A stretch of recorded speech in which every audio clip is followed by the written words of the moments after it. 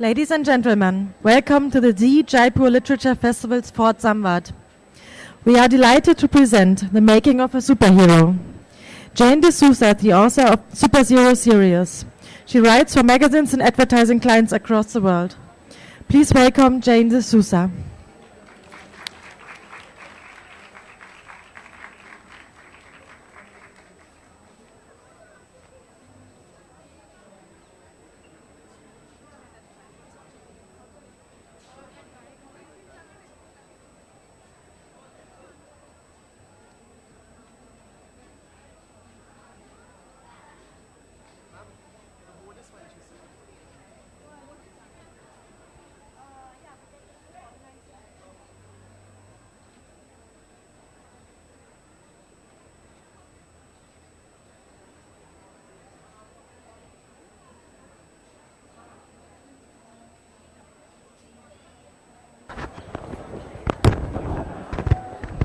Yeah, am I clear? Can you hear me? Yeah, good morning. Okay, yeah. I'm going to have to bend my head and talk like this because it doesn't work like this. Is it? Does it? No. Okay. I was asking you to be a little mindful of the wire. I'll just put it yeah, okay. Be a little loud, yeah? Can you get...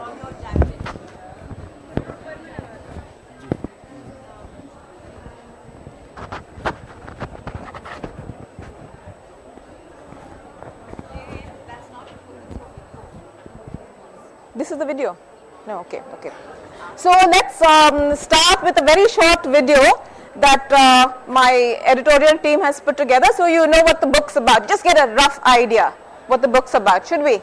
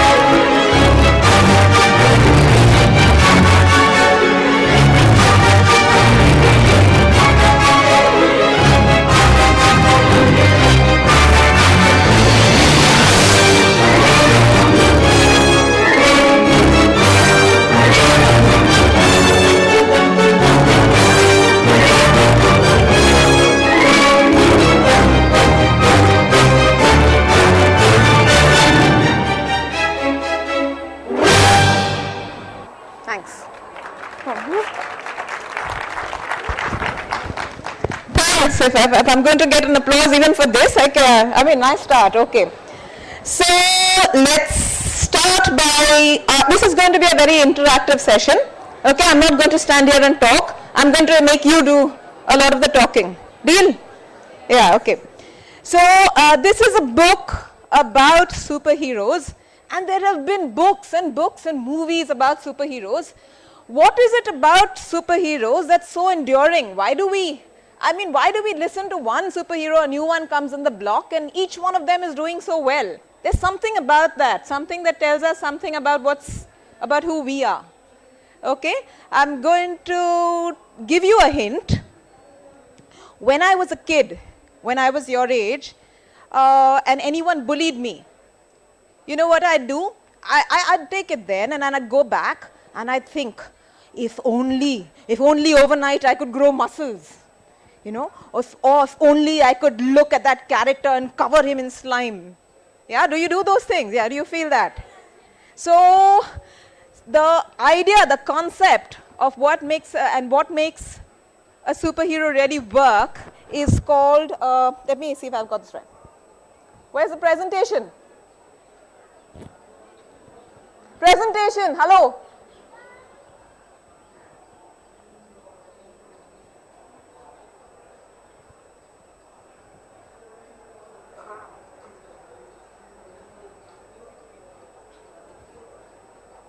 It's not working. Okay, next. Why do we love superheroes? The concept which I was just telling you. Next is the what if. Yeah. So if you think about it, it's a what if. What if I could fly? What if I could climb walls? Who climbs walls? Yeah. And actually they're doing something about the what if now, because if you've read, they're giving people pads with suction pumps on them so that you can actually climb walls. So this what if, the next please, leads to a situation whenever you're in trouble, whenever there's been trouble, whenever there's been a crisis, there is something that emerges that has to help people get over that, okay? And that's the emergence of the superhero. So actually the first ever superhero comics came up just before the World War, when it was starting, with Superman. And this was one of the earliest sketches of Superman. And if you can read it, it says, "Stamp out the Japanazis."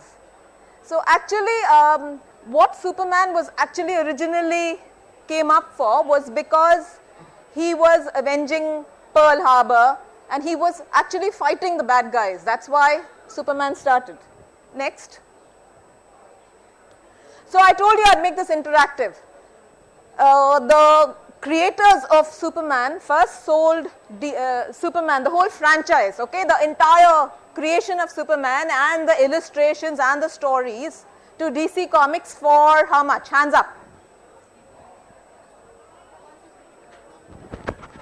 Yeah? $3,000, $130, yeah? $30,000. $30,000. $130. 30. Yeah, the answer is $130. That's all. That's all. They sold everything about Superman and the right to use, the copyright and the right to use Superman for only $130. Next. In 2014, there was an auction for the first Superman comic. The first comic that was printed all those years back, and it was sold for $3.2 million. Yeah. And that comic had actually cost only 10 cents had you bought it then.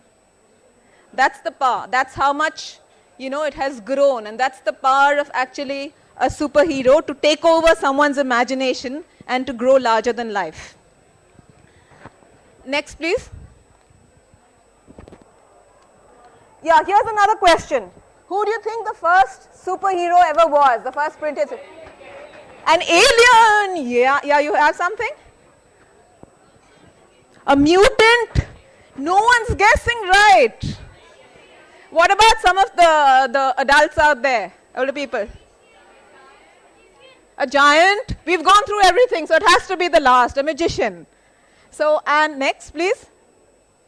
Who knows the name of this magician? Mandrake. Mandrake was a magician. He was a great-great-grandfather of Harry Potter, okay? He was, way before Harry Potter came on the scene. Mandrake used to hypnotize people, and that's how he solved crimes, and that's how he got his way. Okay, so next please. Coming to Super Zero, how was Super Zero born? I told you it has to come from a point, this doesn't work. It has to come from a point where there is something that is, the morale of people is low, there's something going wrong in the system, and you need to, okay, that's, hello, yeah, okay. The morale of people is low and you have to, there has to be some problem that the superhero then goes on to solve. How was Super Zero born? Next, please. Okay, so I know there are ideas coming up, but I'll tell you all the same because this is not an audience question. I kept seeing these things. You see these, right? tips to crack the cat, these are the toppers, Alan's classes, somebody else's classes, become the best, in academics, get into the IITs, IIMs. And I wondered, what happens to those who don't?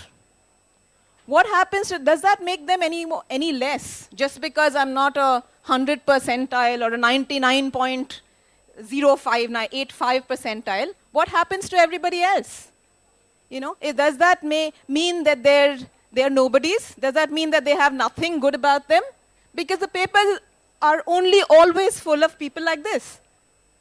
And then I said, no, nobody is a nobody, right? Nobody is a nobody. Each of us has something special, right? And that's the time I saw my neighbor's kid who's 4 years old. He ran across and he had his mom's dupatta around him, And his mom said, no, don't, you'll fall, you'll get hurt. And he said, oh, superheroes don't get hurt. Yeah? And there's something so deep in there that it just struck me. I said, each one of us has a need to be more than just ordinary, to be superhuman in some way. And that's how Super Zero was really born. That's how it all began. Next, please. That's my own little boy, by the way, okay? Who the character is based on. Yeah, thank you. And that's the dog who also comes into the book. Okay. Next, please. I think yeah. So this is what Markowitz says. When a normal guy goes from being just like us to being somehow better, faster, stronger. That's all a superhero is really. Yeah, you can fly, you can run faster, you can kill the bad people faster. Next, please. The naming of Super Zero, this gives you a hint. Super Zero, right? So he is just an ordinary little guy. He was just somebody who was a nobody, who everybody thought was a nobody, but he is super. Next. And once we started on the book, the first obvious thing, the first thing that strikes you about a superhero is the way they look, because they don't look like everybody, like they don't have a cap and they don't have, earrings on like you. There's something very different. Next. What's the first thing that a superhero wears?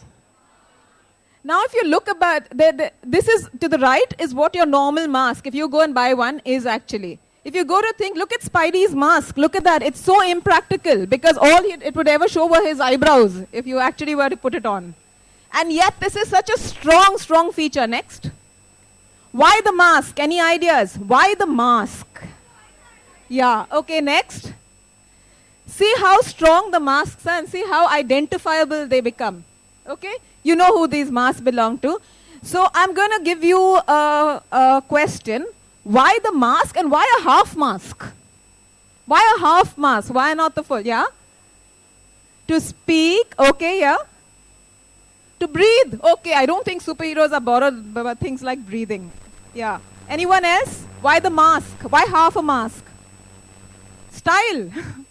Fashion. So the reason, yeah, it's somewhere there. The reason is that, yeah, to kiss. Expressions, that's it, actually, yeah.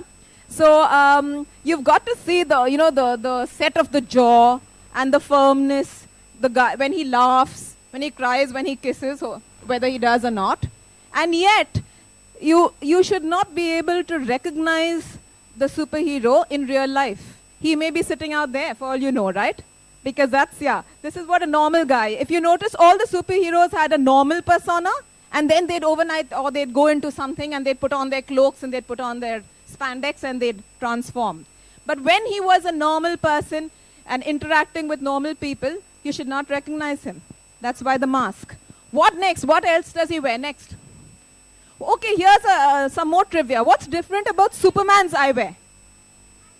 He does not wear a mask, but he wears eyewear otherwise. See? So you still can't tell. He wears glasses.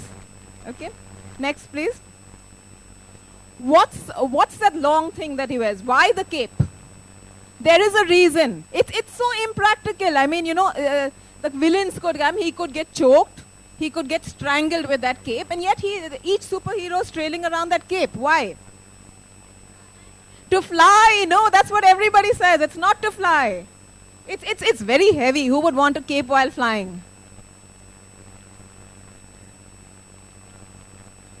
It improves aerodynamics. Okay, are you an engineering student? Okay, does it really? Next, please. Here are some hints. No? To copy a common trend. Yeah. So, the thing is that when the first superheroes first came up, they had very little heroes at that point of time. There was no mass media and everybody and, Facebook. There were a few heroes who they had to be based on. Next. Who knows who this is? Zorro. So Zorro and the other Spanish gentlemen of valor like him, you would always, the capa y espada, the cape and the sword, this is how they would dress. And blindly, the first creators of superheroes copied this entire outfit. So they gave them boots, though it's very uncomfortable, I'm sure, to fly in boots, yeah? They gave them the cape, they gave them everything. They gave them the mask, just to copy that. Next, please. What we did with Super Zero, what I did is, it's a funny book, right? I told you. So we decided to take all these stereotypes and question them. And the first thing, as you can see on the cover of the book, is that his cape's getting burnt. Yeah. Why and how and what happens is, I guess, something that the book will tell you. But we really tackled all these cliches that we accept about superheroes and we turned them on the head. Next. This is the other item, yeah. Skin-tight clothing. I'm sure I'm not going to ask you who this is. I'm sure you know, but I'm going to ask you a trivia question about it. Next. How much do you think Shah Rukh Khan's costume cost? One of them, one of the costumes. Come on, take a guess. Everybody knows this. I mean, I wish you'd. Okay, yeah, 1 crore. Probably the price of a mid-size apartment nowadays. Is that it? Yeah. So 1 crore, and he had 10 of them. Okay, that's how much they spent. Next. This is another for adults and those who may know. One of the earliest Indian heroes. Anyone knows what his name is? Bahadur. Yeah. And see the difference in clothing, please. From where Shah Rukh Khan is today and see what Bahadur was wearing. Next. What's the last bit of the costume, kids? Underpants. For some reason, superheroes are identified with this, with wearing their undies outside. And there's a reason for that too. And I'm going to give you a multiple choice question for that. Next. Why the underwear outside? Think. Tightest clothes. So would your mom allow you to go around like that? No. Yeah?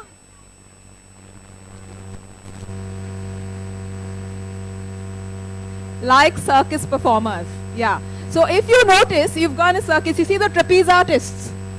Yeah? So they were long back when this whole trend started of superheroes. The wrestlers, right? Yeah, the kushti. The trapeze artists were the guys who were doing all these fantastic things, all the fantastic tricks and the antics. And so again, blindly, that's why we need to question things. Again, blindly, all the poor superheroes we follow were made to wear their undies outside. That's the only reason. Next. Again, first chapter of the book, first chapter of Super Zero. Can anyone read that? Never lose your undies, and that's the first thing he does. The first thing he does, so Super Zero comes into this new school, and the school is full of these awesome superheroes, okay? All the other kids are super. And he comes in there, and he's scared, and he's nervous. And the first thing he does is he goes, when you're scared, you go to the loo, right? He goes to the restroom, and he takes off his cloak, and he takes off everything. And somebody, like boys are, want to do, somebody comes in and whacks his undies. No, just for a lark. And he has to go out that day, so he wraps himself out in his cape, and he hops back home. And he goes home, next please. And his grandfather, who's, a very useful, he's a guy who does a lot of stuff. And he's, you lost your undies, don't worry, I'll make you a new pair. and he looks for something that's waterproof. What do you think is waterproof in the house? Shower curtains. So he just gets the closest thing, and they're shower curtains. And the shower curtains are these purple things with ducks and with eggs on them. And the egg is why what becomes later the zero that Super Zero is named after. Okay? So that's the naming. Next, please. This is my illustrator who's absolutely brilliant. If you see the book and you see the actions, Jeet Chaudhary, he's not here today. But this is what he aimed for in the illustration. So we are making this whole character. We are creating a superhero. We're making him come alive. But because he's a small boy, he can't really be big and muscled. Right? He has to be a boy. In a sense, that's the main thing I aimed for in Super Zero's look, no matter what the action. I always kept in mind that his expressions needed to match any kid of his age. Next. And that's the look. Okay? Yeah. Or, yeah, but that's the look. So a lot of it is top down. You know what that does? I'm sure kids are used to that, right? So that somebody is looking for you from up there, looking at you. And Super Zero's got this innocence. And yet, he's the guy who wins in the end, okay? So the little guy, the little one, the one who has nothing going for him, is actually the hero of the book. Next, please.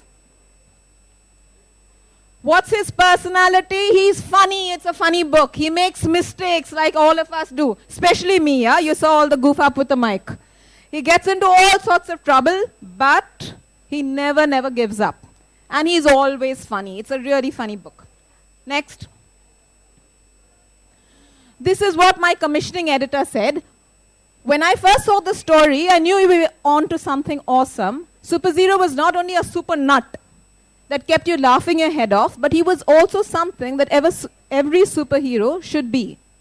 Someone the reader can identify with and love unabashedly. Next, please. And the last thing that a superhero story needs is a challenge. Okay? Because life every day, okay, it's full of little challenges, but there has to be something really big that makes you feel, okay, if he's gone past that, then he can go past anything. And what do you think was the challenge? I know some of you have read the book, so let me not put this question out. The challenge wasn't demons, the challenge wasn't dinosaurs. The challenge was something that every one of us goes through. Next, please. It's an internal challenge. How many of you have felt this, kids? Everyone else is awesome. There's a basketball, yeah, there's a basketball captain, but she can play well. She has nice hair. He runs fast. He studies well. Everyone else is awesome except me, yeah? This was what, these are the other characters, and this is the challenge that the book has in the beginning. So Super Zero comes in, and he comes into this superhero school, and he feels that everybody else has a superpower. And what about me? I'm no one. I'm just a zero. That's how it starts. So, if you look at the characters, the first one there is called Anaconda. Oh, she's a snake girl. She can take her tail and she can like do awesome stuff, lasso things, swing around. There's a double head mistress. The little character up there is called Vampire. Okay? So everyone else is awesome. Next, please. Blank goes invisible. Slime juice can freeze anything in slime. And the greatest teacher, the biggest superhero of them all is called the, take a guess. Next, please. What do you think he's called? Hands up. The teacher. T-Rex, the biggest, the strongest super teacher. Another guess? The bat is taken, Batman. The fly, the tiniest creature is the most awesome. And he is the teacher, he's the guru. He gives them the gyan, he tells them what to do. He commands, he's this size, you can hardly see him at times. But he's the one who really, controls all these kids. Next, please. So we obviously had to give this character now a superpower to turn him from ordinary into extraordinary, which is what the book builds up to. Next. Trivia time. You know, when you're playing a superhero, these characters take on a larger-than-life feeling. And people, hundreds and scores and thousands and millions of people, begin to believe that the character, actually even the actor, actually has this superpower? Okay, so here's a trivia question. Hrithik Roshan, while he was filming Krish, fell from a 30-foot structure and did not get hurt. Why? Yeah. Because of escape? Because of escape. Why escape? What do you think happened? His cape got stuck. Good guess. Guess. Come on. Be brave. Be super. Put up your hand. Yeah. Because of a bird. What do you think the bird did? This is why I love kids. There are adults here. No one's taking a guess. No one's taking a risk. You won't see guesses.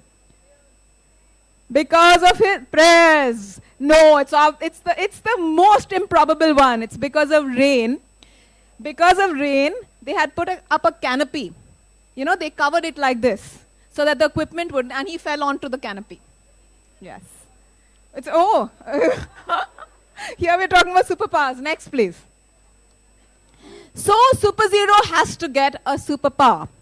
And how do we get superpowers? As we are told from years immemorial, yeah, you get bitten by a creature. He goes about trying to get bitten by all sorts of snakes, and no one bites him. All of the above.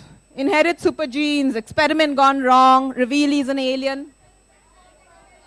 You'll have to read because I'm not going to tell you. Next, please.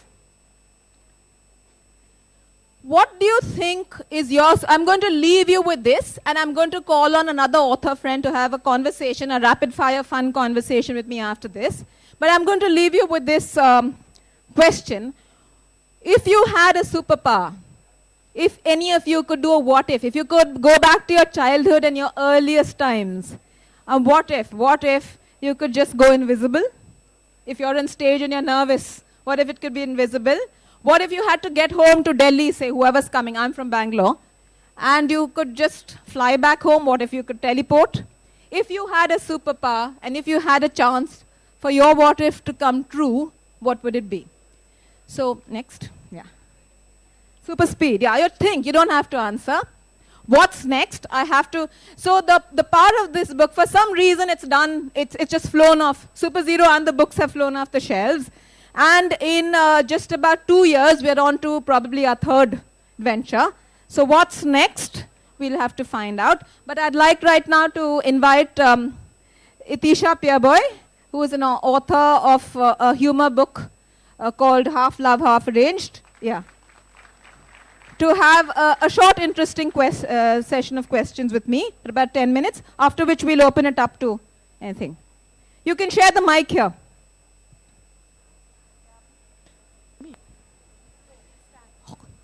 We'll have to stand. There's just one chair. We'll stand. Can you hear me? Yeah. Hi, guys. Was that fun or what? Yeah, it was. I mean, I'm about 5,000 years older than Super Zero, and I loved it. Yeah, we can sit. Yeah, I'm going to stand if you don't mind, Jane. Sure, because sure. I've, Yeah, we have time. So, yeah. So, I'd like to start by telling you what I thought of your book, actually. Like I said, I'm easily 5,000 years above your target audience. But what I found fascinating about this book, right, many authors, when they write for children, they write down to children, right? So I find that once the story is over, there's no real need to pick up the book again. And be closer. There's no real need to pick up the book again and go through it and discover new things, right? Isn't that the greatest thing about a book, that you read it over again and you say, hey, I didn't get the joke the last time I read it, but this time it's really cool. And Super Zero is one of those few books for children which you just feel like reading again and again. So that's what I loved about it. And evidently it's what resonated with the audiences because it's done so well. But what do you think about that? Why do you think the book is done so well? Well, I'd love to guess at why the book. The reason I've been told mostly by the people who write in is that it's a funny book. And we have very few funny books around. You know, for some reason there's not enough humor in the bookstores today. I think that's probably a reason, because there's everything's dark, everything's worrisome, and there are problems, and there's deep internal strife. Yeah. I mean, somebody's got to have fun, right? You've got to laugh. Yeah. I think that's probably a reason. I don't know. I've got my team out here. Yeah. Do you agree with that? Do you think everyone needs to laugh? Yeah. Yeah. Okay. Yeah. We've got some nods. They're not really sure yet, but we'll get to that. Okay. We can make this group laugh. What do you think, Jane? Do you think we No, can do no, it? no. Just by writing, yeah. Okay. So you're wearing your hat of a children's author today, but in your other avatar, you are a humor writer for adults, and you are the mother of one extremely funny lady called Gulabi, who is another superhero in a sense because she's a detective who kind of bungles up everything. And you've done both equally successfully. The Spy Who Lost Her Head is also a very successful book. What's the difference between writing for kids and writing for adults? Yeah, I get asked this a lot. I think the difference comes in the after. Yeah. After the book is written, kids are very honest. You know, there is no absolutely, adults try to, in turn, all of us, I'm an adult, hopefully, yeah, we try to analyze everything, right? And we try to compare. With kids, you get a gut reaction, you know, while reading. And if I see kids reading my book and they're rolling around laughing, they're falling off their chairs, and that's the difference, you know, because I can't remember the last time I saw someone, an adult rolling off a chair. I don't know if you have, you know. You didn't see me there's reading your book. Yeah, so kids, I feel the reaction is very honest, and it's great for an author to say that. I did notice that actually. You don't treat kids like kids. You treat them like people. Yeah. And that's really interesting to see because I think a lot of people when they're writing for kids think they need to be really simplistic. And that's really not it, right? I mean, kids get a lot more than we do, I think. Would you agree? Yeah, I don't think you should talk down or write down to kids, that's for sure. If there are any authors out here who are children's authors, will agree. At no point, I think that's the biggest mistake people, authors, writers make, is I don't think you should write down to children. I think you should just treat them the way, I mean, you talk to anybody else. I think, yeah, I'd credit them with a lot more intelligence and imagination than, Sure. yeah. Yeah. So let's get back to this little fellow called Super Zero. And what's concerning me now is I've read him in 2 books. He's appeared, he's solved some serious problems. He's still 10 years old. So do you think he's going to grow up? Does Super Zero grow up and get married and get a job and have kids? And am I giving it away? No. So I think Super Zero is going to be an eternal child. Okay, he's not going to grow up. There have been the character that he was based on loosely was a character called William. I don't know how many of you have read the William stories. Have you? Yeah. So he's going to be an eternal child, and like many characters. Sorry about that. He's not going to grow up. in a sense, that's a relief because it'd be really weird for a 15-year-old to be wearing rubber ducky underwear. I mean, Yeah. I'm really glad that he keeps the chuds and he keeps his superpowers, so that's Yeah. great. Then I've been hearing, you know, I'm a little concerned about this anaconda chick. Like, I just want to know what's stewing between these 10-year-olds, and I was hoping you'd give us a little more insight into it. Yeah, Anaconda is one of the characters. She's a girl superhero, and that's what I get when I go to school sessions. I get, why aren't superheroes? Why aren't there more girls who are heroes? You know, why are all the superheroes men? Why do men have to do why do the males have to do all the hard work and all the brave work? So she's another 10-year-old. Let's keep it. Yeah. So we've had conversations before, Jane, and we've talked about, is there a superhero in everyone? The thing is, I know you well enough to know that there's a super zero in you. So I'm going to ask you, I'm going to give you a little situation, and I'm going to ask you what you do.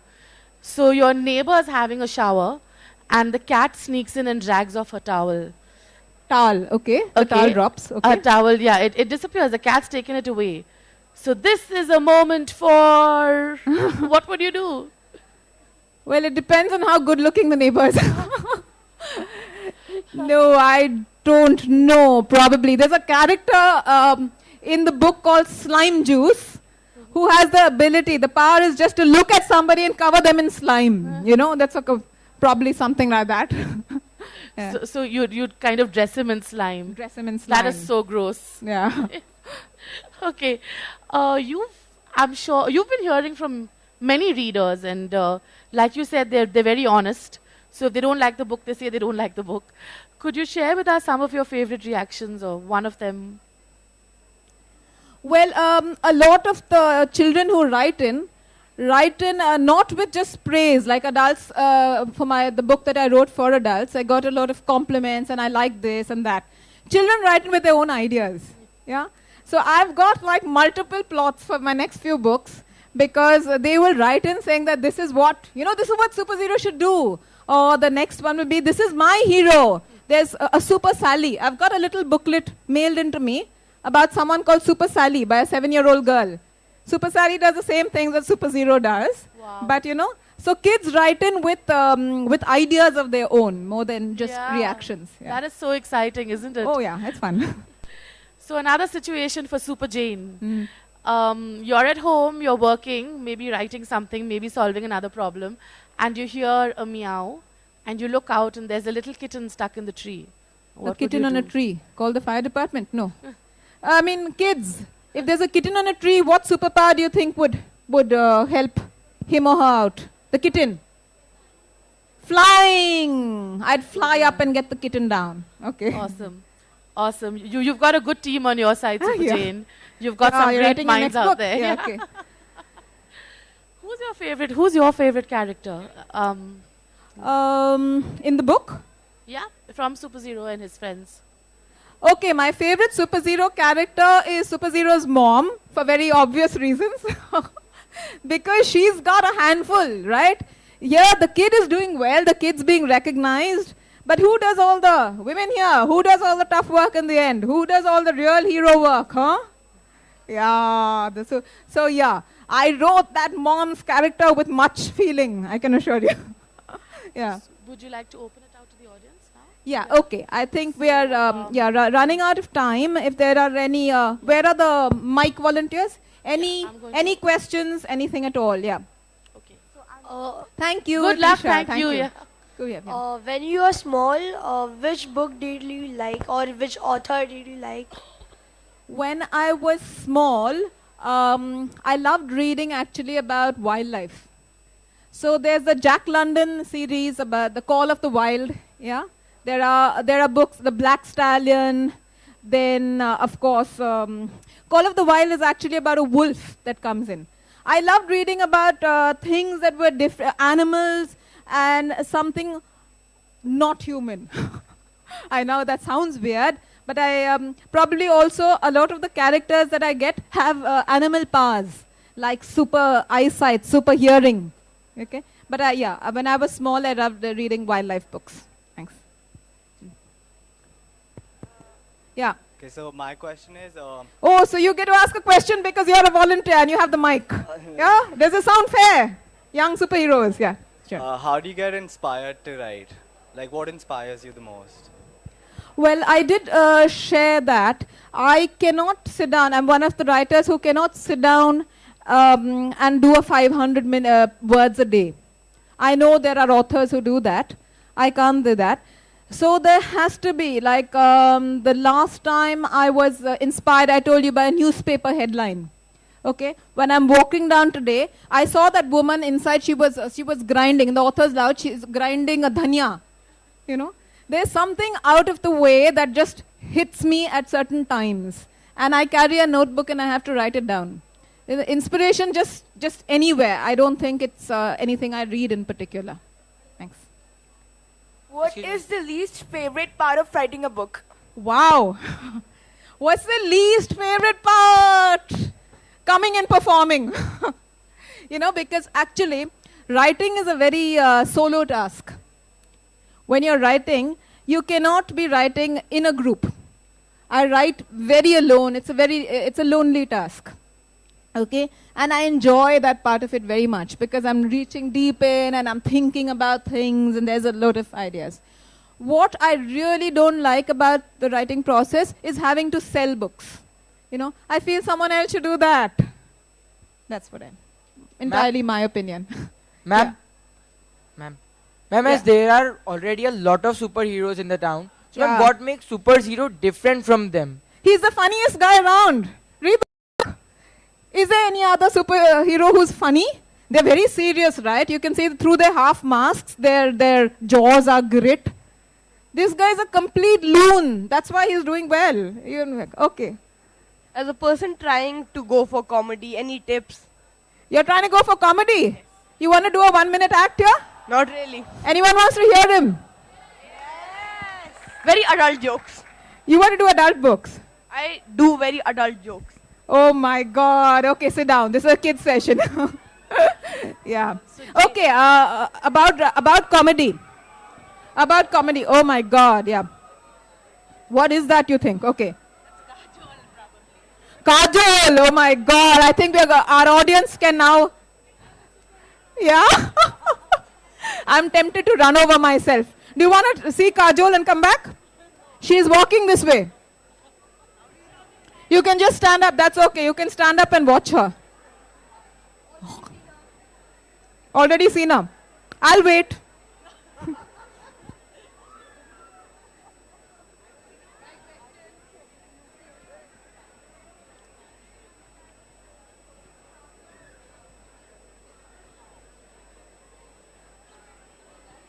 Can anyone see her? I can't see her at all. I can't even see the top of her head. This is a what if time. What if you had a superpower that could see Kajol? What would it be? Fly. We'd fly above. Watch out, Kajol. We can fly. I really can't see her and I'm on stage. Okay, so we shall continue.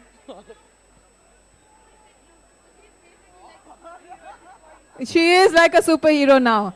The poor thing, I mean, I wonder if she's getting crushed alive. She could do with some superhero power. Okay, I think, are there any more questions? Yeah. Yes, hi Jane. Hi. So I just... can you hear me now? No. Okay, I think the Kajol thing is still happening. So I just wanted to know... Or should I repeat your question? Yeah. Yeah, I just wanted to know if you'd ever write like a play for kids to perform. A play Yeah.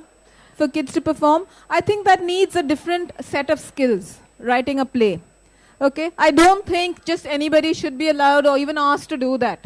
Because I have been asked to write a film script, which I am doing, but a play I've never considered. Challenging, yeah, thanks. Yeah. You have a question? Yeah. Could you pass the mic? I'm sorry, that's the mic. Oh, sorry. Okay, yeah. You go ahead. Is your thinking just out of the world or practical, being practical? Oh, I don't think, I'm not a practical person. I'm so sorry. I keep forgetting. I bought a lovely pair of earrings to wear here and I forgot to bring them. My thinking's completely loony. Yeah. Right. Well, any of your characters have a backstory? Do they, will they have a backstory? Yeah, somewhere down the line, like 5-6 years once you're I done. think, yeah, I've already been asked. Yeah, I've already been asked to do that. So probably if it's going into the third of the series, and probably a book or two down the line if it does. You're quite right. That's a great idea. I would need to. Yeah, thanks. If you had a chance to relate the story of the superhero with your own life, what would that kind of a relationship be? What are the parallels Yes. between my life and Super Zero? Super Zero comes directly from me, as in before I get to the end and before I get it all right, I get it all wrong. Okay? I make a whole lot of mistakes, I bumble around, and it's fun. I don't take things really seriously or things to heart.